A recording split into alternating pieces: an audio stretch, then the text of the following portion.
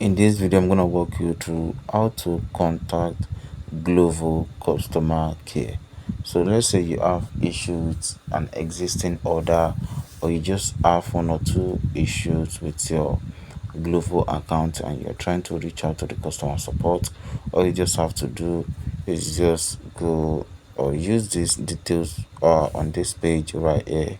You can see this is their phone number, and if you have an issue about an order, just go to the order page app. You can see, click on the help center, then button on the profile section to send them a message, or you can also call them.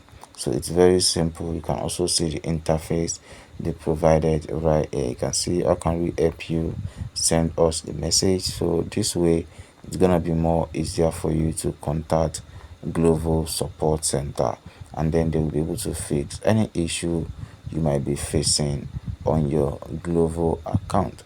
And if you have any other question, you can let us know in the comment section below. Thank you.